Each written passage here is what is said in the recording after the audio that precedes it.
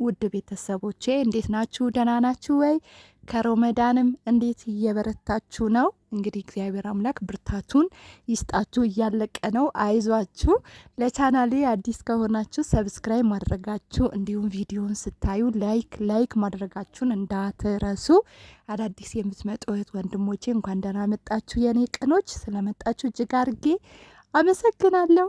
እንግዲህ አላዛር ማለት ነው ብር ወንድ አይሆንም፣ ብር ወንድ አይሆንም።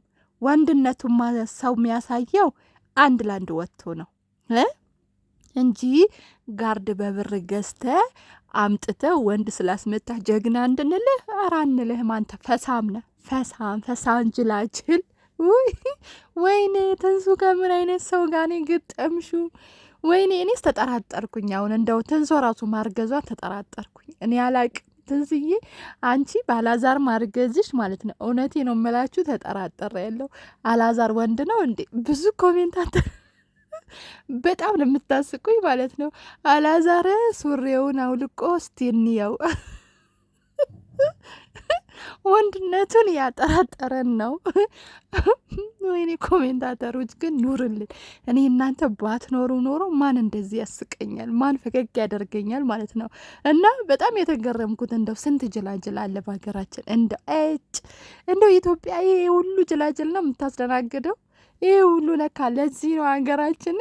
ብቻ ምንም ማድረግ ምንም መግለጽ አልፈልግም ማለት ነው። ግን ሆኖም ማለት ነው አላዛር ማለት ነው እንደው ሱሪ የለበሱ ወንዶች ካዩ እንዴት እንደሚንቁህምና እንዴት ምራቃቸው እንደሚተፉብህ ታየኝ። እውነቴ ነው የምልህ። አሁን በየመንገዷ ራሱ አላቅም፣ እኛም ወይ ድንገት ልንገናኝ እንችል ይሆናል እንግዲህ ኢትዮጵያ ስንጎበኛት ማለት ነው። እና በዚህ ልክ ሰው ገዝተህ በዚህ ልክ ራስህን ታዋርዳለህ፣ በዚህ ልክ ራስህን ታቀላለህ። አንተ ወንድ አይደለም እንዴ? ለነገሩ ወንድ መሆንን አሁንማ የእኛም እየተጠራጠርን ነው። እውነቴ ነው የምላችሁ፣ ሁላችንም እየተጠራጠርን ነው። ቆይ ምን ማለት ነው ጋርድ ገዝቶ መምጣት? አሁን እነዚህ እውነት ልጁ ስላልተዘጋጀበት ስላላሰበበት ነው እንጂ እነዚያ ራሱ የሚያቀታቸው አይደለም። ልጁ በጣም ጎበዝ ነው።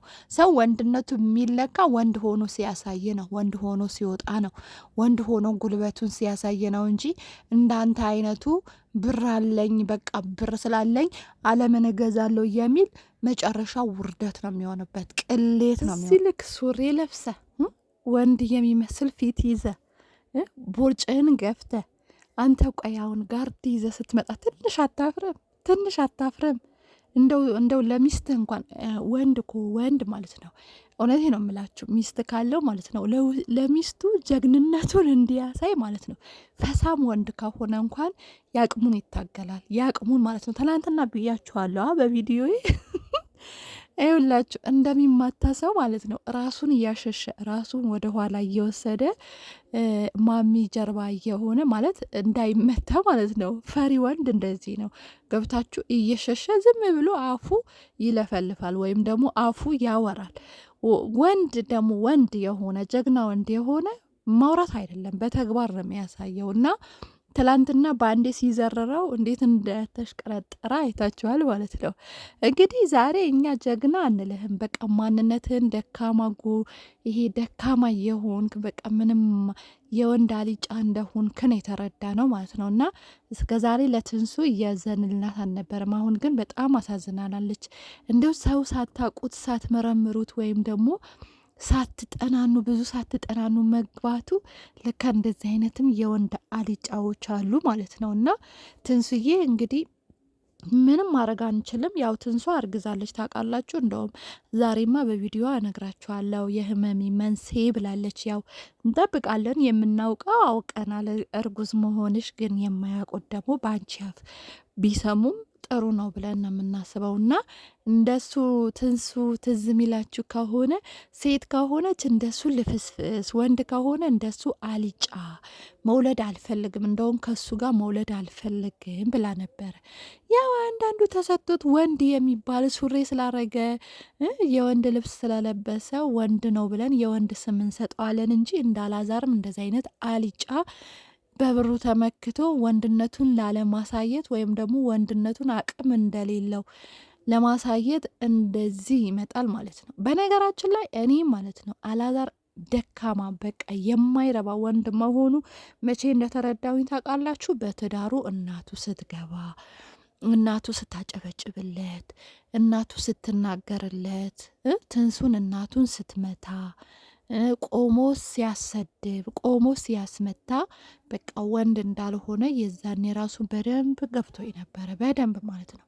እኔ ያው ትንሱ እግዚአብሔር ይሁንሽ፣ እግዚአብሔር የሰጠ ስጦታ ለምን እንደዚህ ሆነ ማለት አንችልም። እውነት ለመናገር ስጦታ ማለት ትልቅ ነገር ነው። በተለይ የሰው ስጦታ ሳይሆን የእግዚአብሔር ስጦታ መሰጠት እድለኝነት ነው። በቃ እግዚአብሔርን ስለሚወደን ነው። ግን ካላዛር ጋር ልጅ የሚባለው ነገር መኖሩ ትንሽ ይከብዳል። ትንሽ ግን የአምላክ ጸጋ ስለሆነ ደስ ብሎች ልትቀበዩ ግድ ይላል ማለት ነው እንጂ እንደዚህ አይነት ልፍስፍስ ለልጁም ለሚስቱም የማይሆን በእናቱ የሚመራ ከብት ማለት ነው።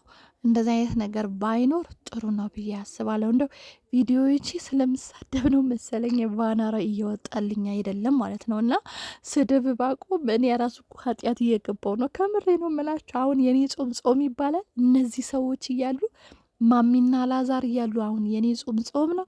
ሰው ምግብ ስለ ጾመ ውሃ ስለ ጾመ ምን ዋጋ አለው? እንግዲህ አፉ ካልጾመ እንግዲህ አላቅም። እኔም ኃጢአት አስገብተውኛል። የዘንድሮ ጾም ተዉት። የዘንድሮ ጾም አላቅም።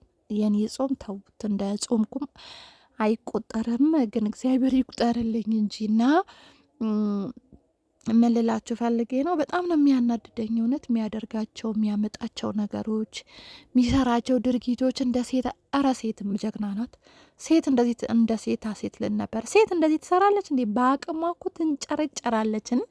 ባትችለውም እንኳን አቅሟን ማሳየት ትፈልጋለች። ሴት ወንድ እኮ ናት፣ ወንድ ናት። ከምሬ ነው ምላችሁ። ምክንያቱም አቅም እንኳን ባይኖራት ፈሪ ሴት ራሱ ትደፍራለች። ይሄ እኮ የፈሪ ሴት እንኳን ድፍረቱ አላገኘም አላዛር ማለት ነው። እና እንግዲህ እናትዮም አስከትላ መጣች። ለካ እናትዮም እጇን የምታነሳ በትንሱ በትንሱ ብቻ ነው። እና በትንሱና ባላዛር በልጇ ማለት ነው እንጂ ሌላው ላይ እኮ አፏን አትከፍትም። አይታችኋላ። ይሄ ምንድን ነው ዶሮ ወልዶ ከዛ በኋላ ምንድን ነው የሚባለው? ወልዶ ሲያቆም እንዴት ነው የሚሆነው? ገጠር ያላችሁ ያደጋችሁ ሰዎች ካላችሁ ማለት ነው። እና ሄዶ እንትኑ ይሄ ጭራው ወይም ቆዳውን የሆነ ጭብርር አድርጎ ይመጣና ፈሪ ይሆናል ማለት ነው። ለካ ማሚ እንደዚህ አይነት ፈሪ ናት ማለት ነው። ፈሪ እንጂ እሷ እያለች እነዚህ ወጠጤዎች መምጣት አልነበረባቸውም። ምክንያቱም ወንድ እመታለሁ አሸንፋለሁ እያለች ስታጥረገርጋቸው አልነበረ እንዴ? ትንሱና አላዛር ማለት ነው። እና ያ ሁሉ አፏ ያ ሁሉ ጉልበቷ የት ሄዶ ነው አሁን አላዛር በብር ሌሎች ወንዶች ገዝቶ እየመጣ ማለት ነው። ለማንኛውም እንግዲህ ወንድነትን አይተናል። ይብላኝ ለትንሱ። እንግዲህ ተንሱም ወድቃ ነበረ። እግዚአብሔር ይጠብቃት። ያው ታውቃላችሁ እርግዝና ሲኖር ብዙ አይነት ስሜቶች ይኖራሉ እና እንግዲህ የሩታን እድል ነው የገጠማት። ምን ይደረጋል። በቃ የመጀመሪያ ልጃቸው እንኳን ደስታ ሳያጣጥሙ በህይወታቸው እንደዚህ አይነት ነገር ሲገጥም በጣም ነው የሚያሳዝነው። እውነት የመጀመሪያ ልጅ ማለት በቃ በህይወታቸው አይታችሁት የማታውቁ ምን የማታውቁ ምናምን በቃ ደስታውን የሚቻል አይመስለኝም ማለት ነው። እና እነዚህ ሁለት ሴቶች ግን ደስታቸው በልጅነታቸው ሳያጣጥሙ በዚህን ደረጃ ግን ህይወታቸው መበላሸቱ እጅግ በጣም ነው የሚያሳዝነው ማለት ነው። በጣም እና ለማንኛውም ትንዝጌ እግዚአብሔር ይጠብቅሽ፣ ራስሽንም ጠብቂ። እንግዲህ እነዚህን ሰዎች ልቦና ይስጣቸው እንበላቸው። አዎ ይስጣቸው። እንግዲህ እኛም ደጉን እንመኝላችሁ እንጂ ሌላ ምን እናደርጋለን? ውድ ቤተሰቦቼ እንግዲህ ለቻናሌ አዲስ ከሆናችሁ ሰብስክራይብ ማድረጋችሁ፣ ቪዲዮን ስታዩ ላይክ ማድረጋችሁን እንዳትረሱ። ለዛሬው በዚህ ይበቃኛል። በሌላ ቪዲዮ እስከማገኛችሁ ሰላማችሁ ብዝት ይበልቻው። ወዳችኋለሁ። ባይ